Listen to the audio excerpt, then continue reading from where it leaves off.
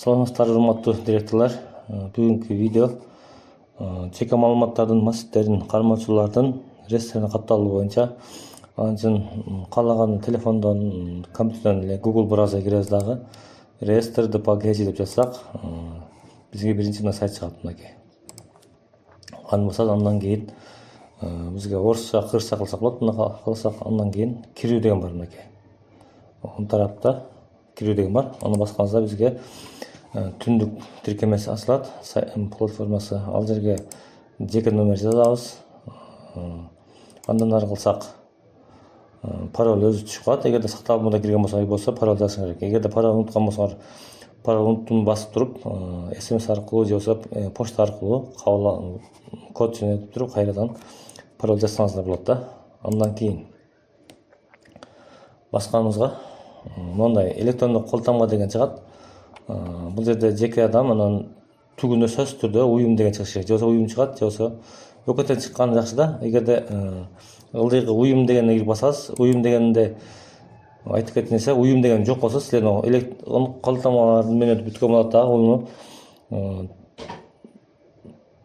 Уну кайра улантуу деп колтаңба жаңылайсыз деп чыгып калыш керек. Колтаңба жаңылайм деп койсоңуз да болот. Же болбосо соңго барып ошол жерден кайра ушул уюмга колтаңба алышыңар керек. SMS аркылуу деген басабыз. Мына азыр уюм тандадым, андан SMS аркылуу деген басабыз. Бул жерге телефонго код келет. Кодду жазабыз.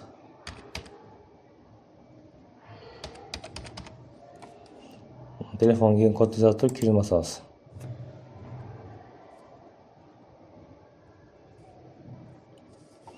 Анан бизге биздин өзүбүздүн ошол реестр ачылат. Мынакей Ормасай Токтосунович. Бул жерде өзүбүздүн эме чыгат. Азыр меники бизге кароодо турат. Жөнөткөмүн. Муну кантип толтуруш керек боюнча азыр көрсөтүп берем. Эгерде могул жерде макулдашылды же согласование турган болсо анда жөнөтүштүн кереги жок. Бул эмнеден өзгөртөбүз?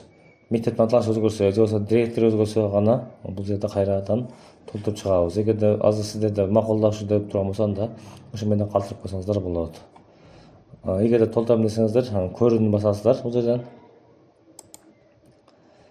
Андан кийин редакциялоо деген чыгат. Мынакей редакциялоо. Бул жерде биз эмнени толтурабыз? Мектептин ИННысын, мектептин көбүкпүн аталышын бирдей кыласыздар. Жалал Абад областы, Нөкер району, Масайлы, Турдумбетов көчөсү 55 ушундай. Мындай кайталайсыздар. Бул экинчи туруш керек, өзү автомат туруп калыш керек бул жерде. Эгер жок болсо бул жерде мен азыр өзгөрбөй атат. Бул жерде силер муниципалдык тандап коюшуңуз керек. Мектептин директорунун фамилиясы, мектептин электрон почтасы, телефон номериңиздер, код окуп жазасыздар. Анан кийин ошолго жооптуну былтыр билесиздер. Окуу заводчу койгонбуз. Окуу тарбия боюнча директорун орунбасары койгонбуз. Анын фамилия аты, почтасы, телефон номери. Кийинки бүткөндөн кийин бул кийинки этапты басабыз. Мына кызылда сөзсүз түрдө толуш керек. Кызыл звездочкасы барлар сөзсүз түрдө толуш керек. Толбосо кийинки өтпөйт. Андан кийинки этап ошо айтып аткан документтин сакталышы боюнча мынакей. Кызмат 25 жыл дейт.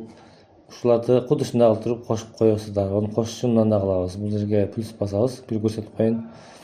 Ушундан ашыкча кошпой коюңуздар. Плюс басабыз. Плюс басканда ушул личный дело сотрудника. Анан бул жерге срок деп жазып койсоңор, срок 75 лет деп туруп болду.